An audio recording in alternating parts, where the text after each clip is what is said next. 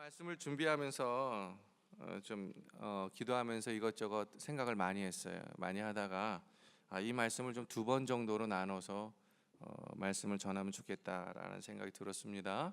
왜냐하면 오늘 특별히 읽은 말씀은 비유의 말씀이에요.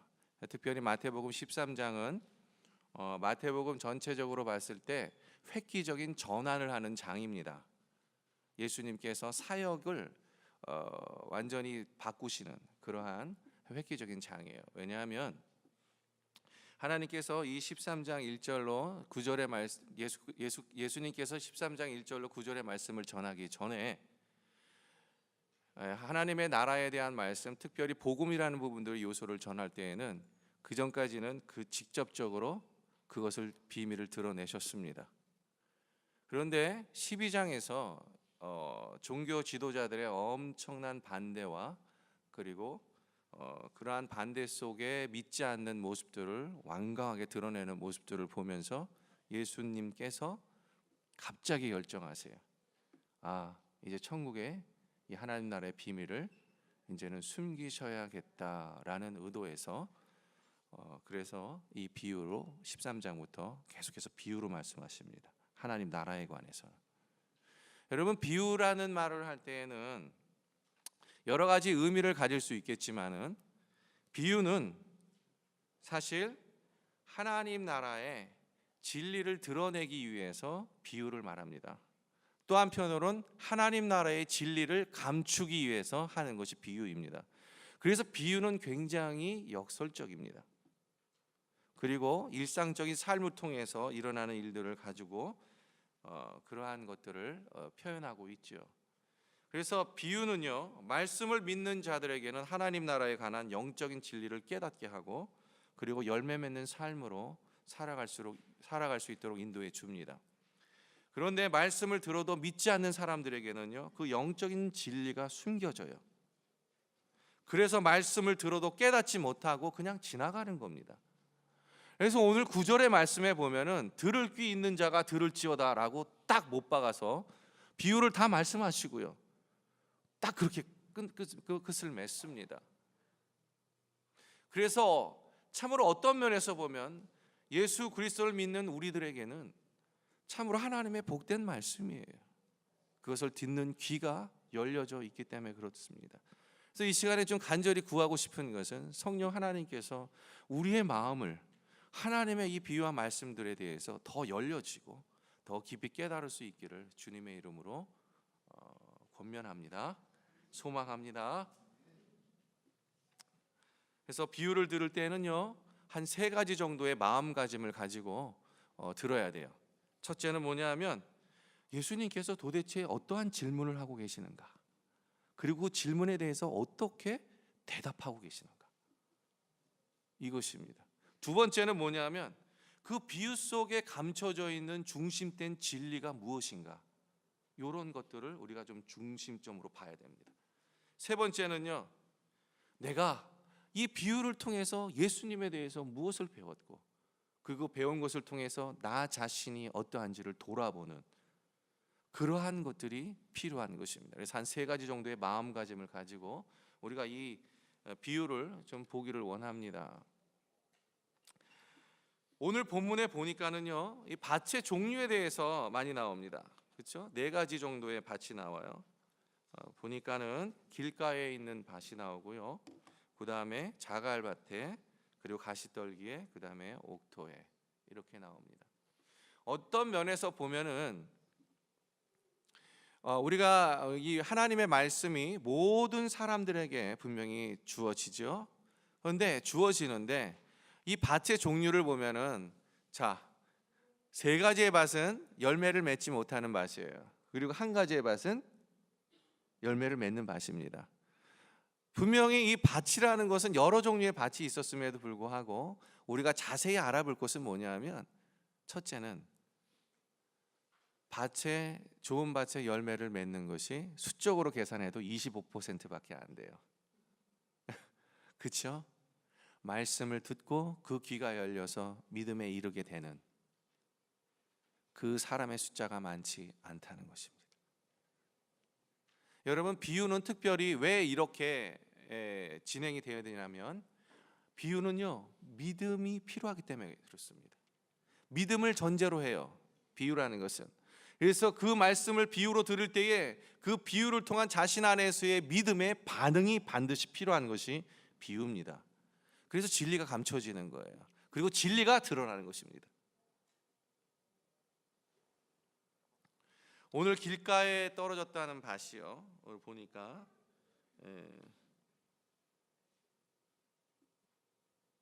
길가에 떨어졌다라고 표현하고 있습니다. 길가에 떨어졌던 밭은 도대체 어떤 밭일까 생각해 보니까 뭐 여러 가지 해석과 비유들이 있지만, 그러나 저는 그냥 편안한 마음으로 우리가 생각했을 때 마음이 굳은 밭이라고 저는 믿습니다. 마음이 굳어 있는 거, 마음이 뭔지 모르는데 굉장히 단단해 있는 거예요. 아마 대부분은 상처를 많이 받았기 때문에 그렇겠죠. 저는 그렇게 생각합니다. 아니면 믿지 않는 사람의 마음에 밭일 수도 있고요. 그러나 이 단단한 마음을 가진 사람들의 밭이 얼마나 인생이 삭막한지 우리는 경험적으로 잘 알고 있습니다. 돈이 많으면 못해요. 돈을 쓸 줄 모르는데. 자기에게 주어진 휴가가 있는데 그 휴가를 쓸 줄 못해요. 자신 안에 마음의 풍요로움이 없어서 주변에 사랑하는 사람들이 많음에도 불구하고 그 사랑을 받아들이지 못합니다. 얼마나 삭막한 인생입니까? 사람들이 그러한 것 가운데 계속 지나다니면서 그 밭을 밟지요. 그렇죠? 그러니까 그 밟으니까 마음이 어때요? 더 단단해지는 거예요. 더 단단해져. 퍼스에는 참 많은 교회들이 있습니다. 많은 교회들이 있어요. 근데 교회마다 사건이 없는 교회는 없어요. 그렇지 않습니까? 근데 저는 소망하기는 우리 교회가 이렇게 마음이 단단한 사람들의 마음밭을 녹이는 그러한 교회가 되기를 소망합니다. 하나님의 말씀의 씨앗이 그 밭을 기경해야 되는데, 그 기경이 물론 하나님이 주신 은혜와 사랑이 그 밭을 기경하겠지만, 그러나 우리들을 사용하시는 거예요. 우리들을 사용하시는 겁니다. 그래서 우리들이 참으로 그 하나님의 사랑을 먼저 받은 자로서 그 사랑을 나누어주고 그 마음 단단한 사람들을 보듬어서 가는 그러한 교회가 되기를 주님의 이름으로 축원합니다. 궁극적으로 말하자면 이 단단한 밭은 마음을 전혀, 하나님의 말씀을 전혀 받아들이지 않는 밭이라 말할 수 있어요. 두 번째 밭이 나오는데 그 밭은 뭐냐면 자갈밭이 나옵니다. 자갈밭이 나오는데 이 자갈밭의 내용들을 보니까요, 씨가 뿌려져요. 그렇죠? 씨가 뿌려집니다.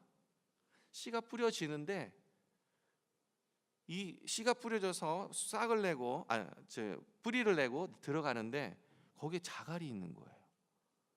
여러분, 자갈이 있는 곳에 이 뿌리를 내리려면은 여러분 쉽습니까? 어렵습니까? 어렵지요. 어렵습니다. 정말 어렵죠. 어렵죠. 대부분 어떻게 합니까? 뿌리가 그 자갈을 피해서 어떻게 해요? 그 자갈 아닌 곳으로 어떻게든 돌아가서 가지요. 그 얼마나 많은 힘이 필요하겠어요. 그러다 보니까 어떻게 돼요? 뿌리가 너무 낮아져서 견딜 수가 없는 거예요. 견딜 수가 없는 거예요.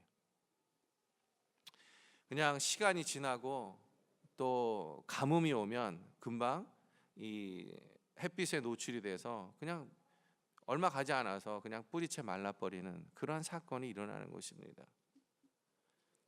하나님의 말씀의 이 씨앗이 이 자갈밭에 뿌려질 때 그 사람은요 기쁨으로 그 말씀을 받아요. 그런데 금방 시험에 든다는 사실이에요. 금방 시험에 든다. 여러분, 말씀을 마음으로 받지 않습니다. 말씀을 마음으로 받지 않아요. 말씀을 지적으로 이해합니다. 지적인 동의를 해요. 아, 그렇지. 그러나 마음은 있지 않아요. 여러분, 저는 이러한 밭이 자갈밭이라고 생각합니다. 이러한 밭이 자갈밭이라고 생각해요. 머리에만 하나님의 말씀을 두지 마음에는 두지 않는 것, 이것을 말합니다. 지적인 이해하면 되는데 심적인 동의가 안 되는, 이 신비 쪽으로 나가지 않는 이 말씀을 얘기해요. 예수님 믿고 복 받는 것은 좋아하는데 예수님 믿고 그 말씀을 순종하는 것에서는 도저히 그 삶의 열매를 맺지 않는 것, 그것을 말합니다.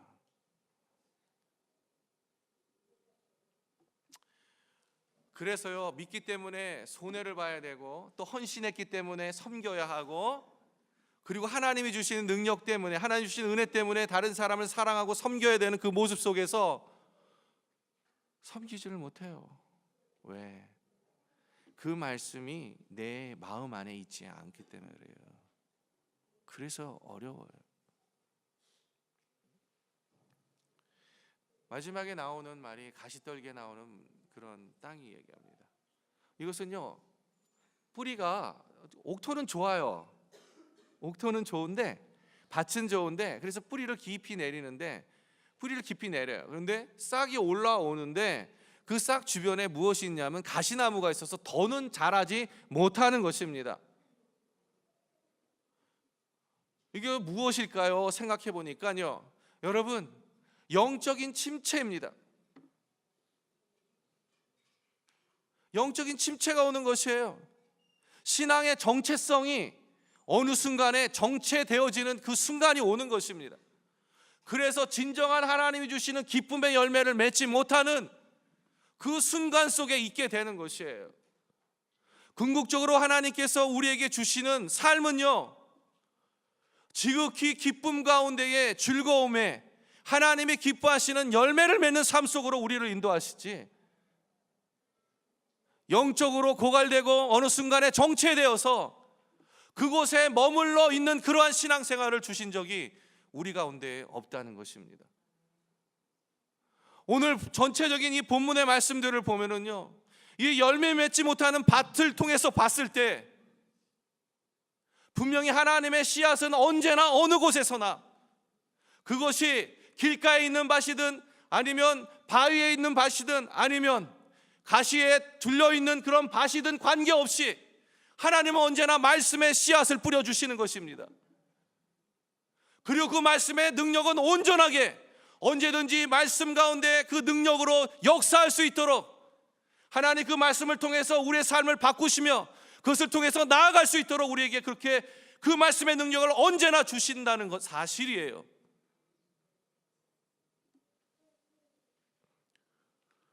그런데 밭이 문제예요. 밭이 문제입니다. 밭이.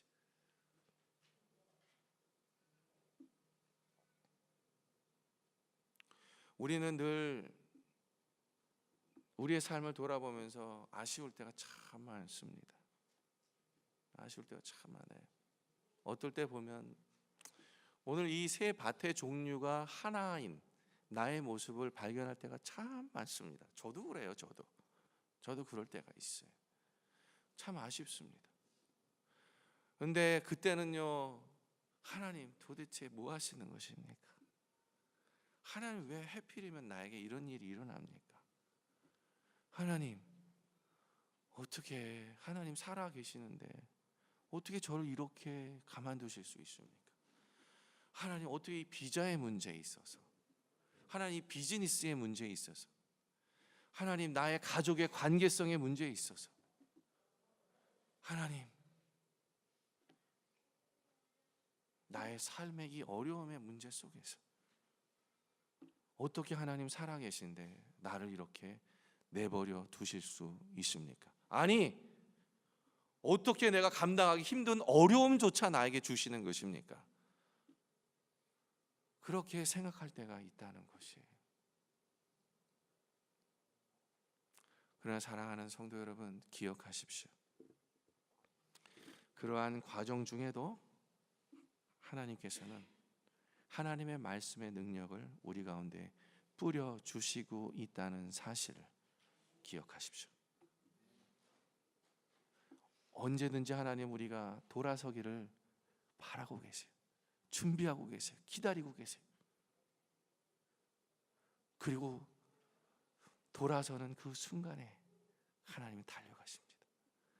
여러분, 탕자의 비유를 보세요.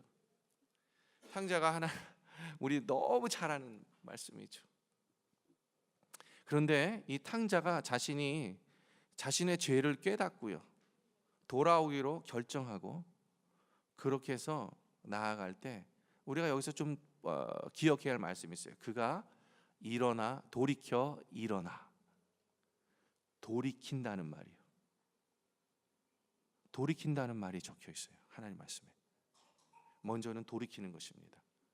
그리고 그가 하나님 그 자신의 아버지 집을 찾아가면서 나는 그 종의 종이라도 줬으니까 먹기만 해 주십시오. 나를 종으로 사용해 주십시오라고 하는 마음으로 갔을 때 아직 상고가 먼데 아들은 아버지를 보지 못합니다. 근데 아버지는 이미 알고 있어요.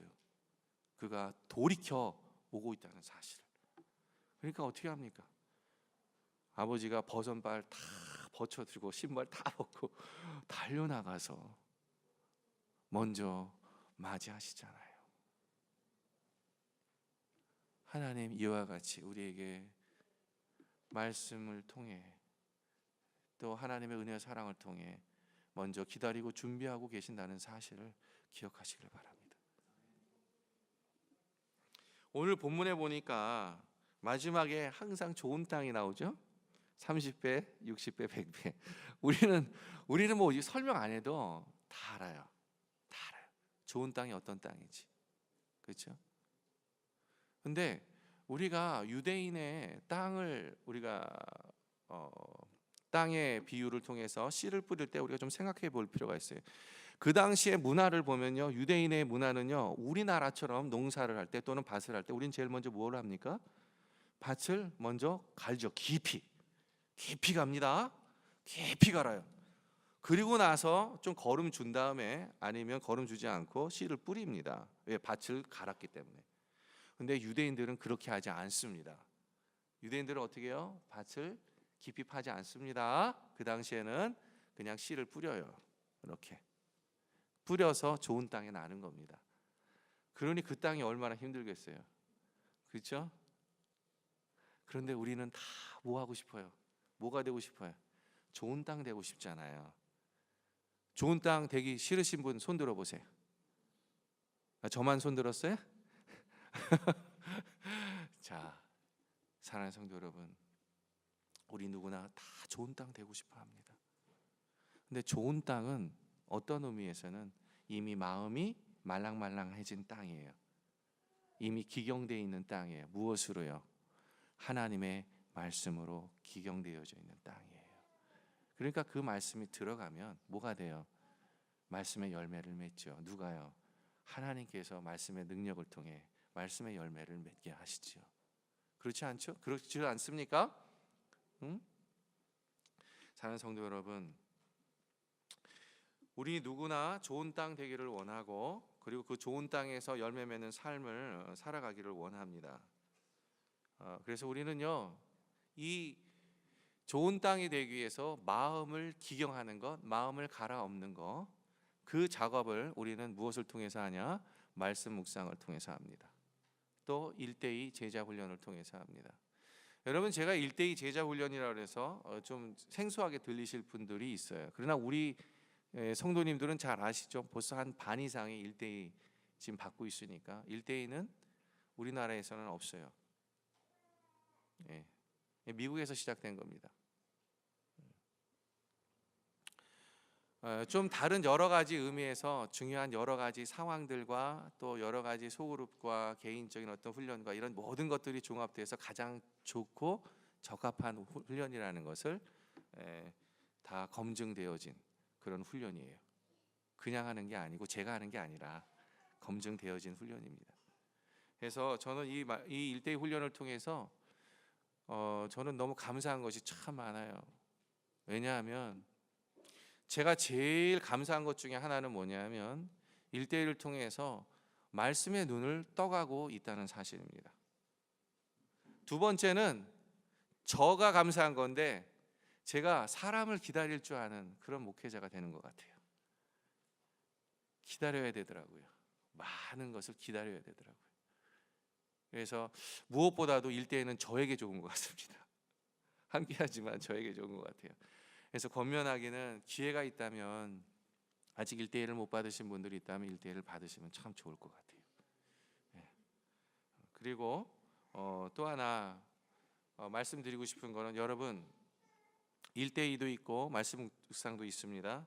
그러나 우리가 좀 생각해 봐야 될 부분들이 있는데, 아까 밭에서 길가에 있는 밭, 그다음에 자갈밭에 있는 밭, 가시 나무 떨기에 있는 밭, 이 세 가지의 밭이 있어요. 근데 거기서 우리가 좀 생각해야 될 부분이 하나 있는데, 그것은 뭐냐 하면 그들의 밭의 대부분이 정체성을 앓고 있다는 거예요. 정체를 하고 있다는 거예요. 정체를. 더 이상 신앙이 자라지 않고 말씀에 반응하지 못하면서 계속 그렇게 하고 있다는 사실이에요. 근데 이 정체라는 장애물이 뭐냐 하면, 어떤 면에서는 나는 영적 정체에 빠졌다, 영적 침체에 있다라는 말인데, 그런데 이럴 때 드는 이 마음의 이 생각들이 있습니다. 그 마음의 생각이 뭐냐면, 대표적인 마음이 뭐냐? 생각이 뭐냐? 나는 이제 그만두고 싶어. 나는 더 이상 무언가를 하고 싶지 않아. 아, 이제 됐어. 더 이상 하면 뭐해? 여러분, 동감 가지 않으십니까? 그런 생각 한 번쯤 다 해보지 않으셨습니까? 그렇죠? 그런 마음 든다는 거예요. 그 당시 누구나 찾아와요, 이게. 물론 그 전에 있는 많은 사람들은 다크나잇이라는 말로 이 표현을 했지만은, 그러나 말씀드리고 싶은 거는, 이 정체의 장애물 속에서 우리가 어떻게 나올 수 있는가라는 것입니다. 이게 굉장히 중요한 사실이죠. 그것은 마음밭을 기경하는 건데, 그렇죠? 마음밭의 기경이 필요합니다. 여러분, 혹시 여러분 아이를 키우시는 부모들이 있으리라 믿습니다. 이 아이를 키우는 부모 중에 아이들이 요새 제일 많이 하는 것이 무엇입니까? 악기를 다루는 거에 있어서 피아노를 제일 많이 치죠. 그렇죠? 어렸을 때 이제 아이니까 부모가 시키니까, 엄마가 시키니까, 특별히 엄마가 무서워요. 가만히 보면은 아이들 안 하면은 막 엄마가 막 혼내고, 막 심지어는 이제 매도 준비해서 이렇게 탁 때리고, 그러면 아이가 그냥 무서워서 할 수 없이 한단 말이에요. 그렇죠? 그런데 어느 날 또 다른 아이도 있어요. 그 아이가 피아노 치는 거 참 좋아해요. 그래서 레슨을 참 좋아합니다. 그래서 레슨하는 선생님도 좋아하고, 그렇죠? 그런 경우도 있죠. 근데 이런 경우를 이야기해요. 근데 이 아이가 피아노 치는 걸 참 좋아하는데, 어느 날 문득 보니까 이 아이가 새로운 선생님을 만나게 됐는데, 이 새로운 선생님이 굉장히 아이에게 엄청난 많은 것들을 요구하고 테크닉을 가르치고, 하이 테크닉을 가르치고 막 그렇게 하는 그런 선생님이에요. 그러니까 이 아이가 막 쫓아가려다가 쫓아가질 못하는 거예요. 그러니까 어떻게 어느 순간에 이 아이는 피아노 치는 거를 어떻게 합니까? 나 너무 힘들어. 나 이거 못하겠어. 이렇게 보통 반응하죠. 그리고 그 아이가 피아노 치는 거를 어느 순간에 좋아하는 게 아니라, 언제 내가 좋아했느냐? 그러면서 어떻게 해요? 그를 더 이상 멀리 하려고 하죠. 이게 보통 마음 아니겠습니까? 그렇죠? 우리 부모들은 너무 잘 알아요. 특별히 무서운 부모 밑에 자랐던 우리들은 잘 알죠. 왜냐하면 저희 어머님이 선생님이셨거든요. 그러니 얼마나 무서웠겠어요. 가르치시는 게.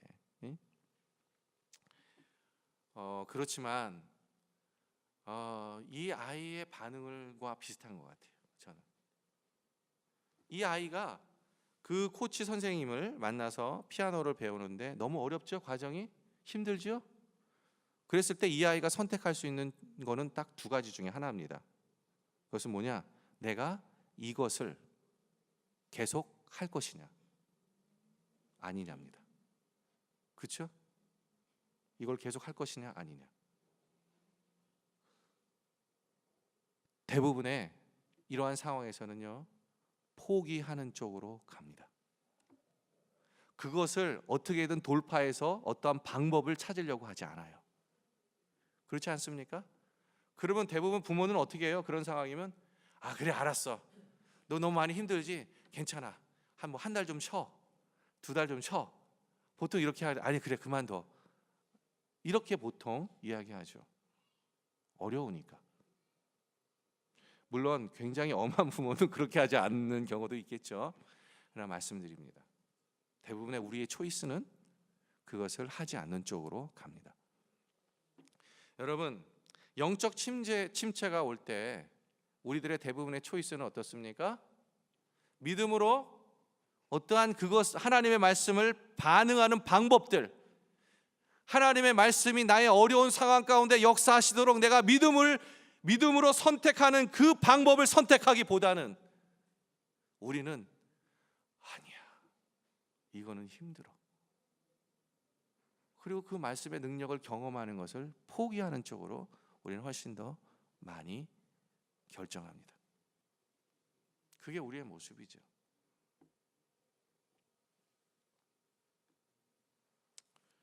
난 그만둘 거야. 영적 침체들이 이렇게 찾아와요. 그런데 또 하나는 무언가 믿음으로 시작하고 믿음의 반응을 하려고 믿음으로 시작하는 그 순간 속에 오는 경우가 많습니다. 초기 단계에서 오는 경우가 많다는 거예요, 이런 시험들이. 그래서 아예 포기해요, 예수님 믿는 거를. 예수님의 말씀을 믿고 순종하고 그 삶을 능력 있게 살아가는 것들을 아예 포기한단 말입니다.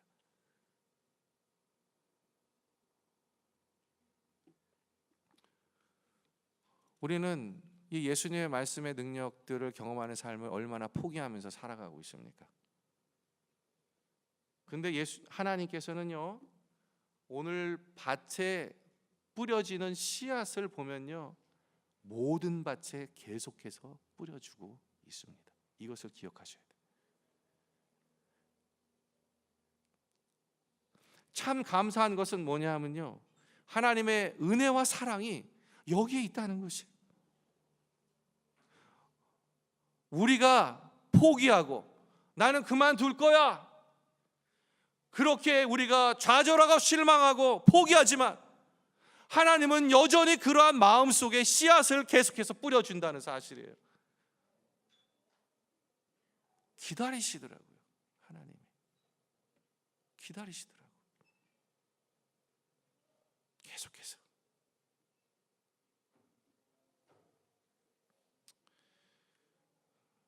여러분, 우리가 운동을 하면은 건강에 참 유익하다라는 생각을 많이 합니다. 그렇죠? 누구나 다 알아요. 운동을 하면 건강해진다는 것을 다 알아요.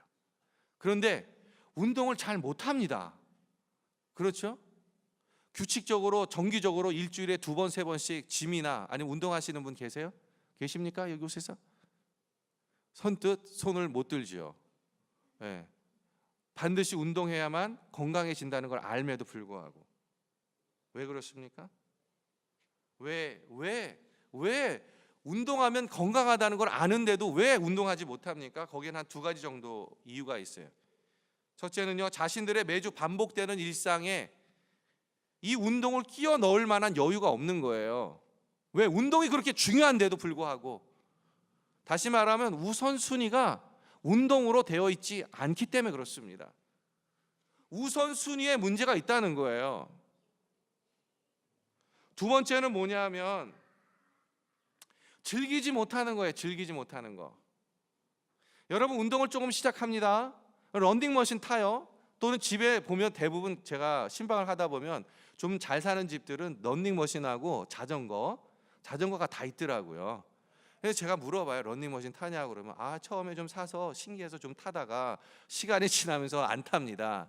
자전거 타냐고 물어보면 처음에 자전거 이렇게 페이한 돈이 너무 아까워서 좀 타다가 맙니다. 이렇게 하고 장식물이 돼 버려요. 그렇죠? 즐기지 못하기 때문에. 웃으시는 분들은 동의하는 걸로 알겠습니다. 네, 웃으시는 분들은 동의한 줄 알겠어요. 자, 여러분,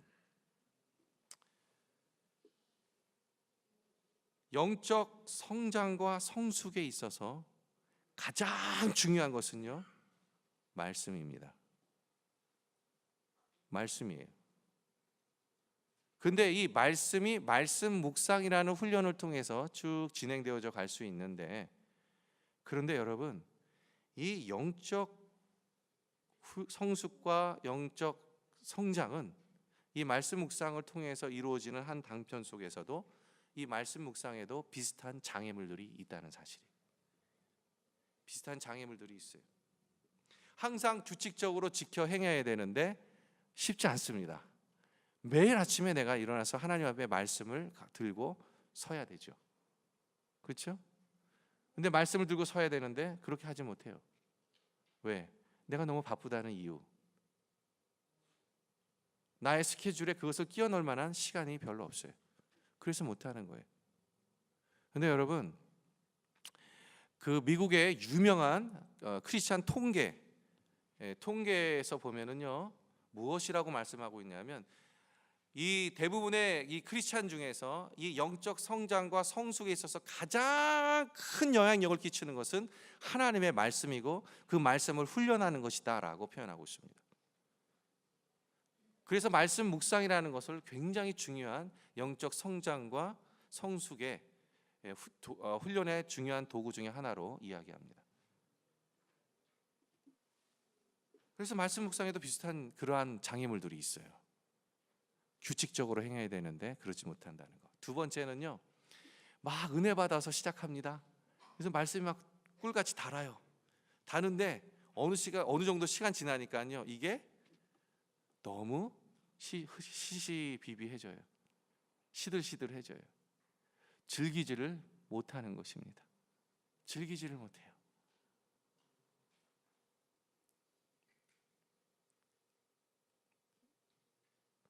분명히 운동을 해야만 건강하다는 것을 분명히 알매도 불구하고, 말씀 묵상을 하면 그걸 통해서 내가 하나님의 말씀에 능력 있는 삶을 살아갈 수 있다는 것을 분명히 알매도 불구하고 즐기지를 못하기 때문에 규칙적으로 오래 그것을 하지 못합니다. 그럼에도 불구하고 계속해서 운동하는 사람들이 있습니다. 계속해서 꾸준하게 운동하는 사람들이 있어요. 왜 그렇게 합니까? 이 사람들은요, 적어도 이 운동이 나의 건강을 반드시 지켜준다는 믿음을 갖고 있기 때문에 그 운동을 끝까지 꾸준하게 하는 것입니다.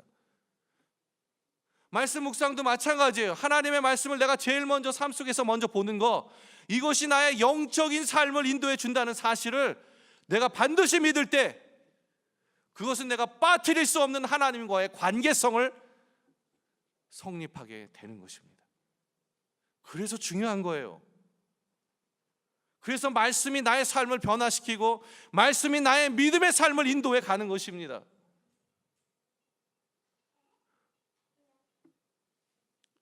그래서 비유는요, 믿음을 전제로 하는 것입니다. 비유는 반드시 믿음이 요구되어지는 것입니다. 그렇게 될 때 그 믿음 속에서 하나님의 말씀의 비유를 깨닫고 반응하게 되는 것입니다.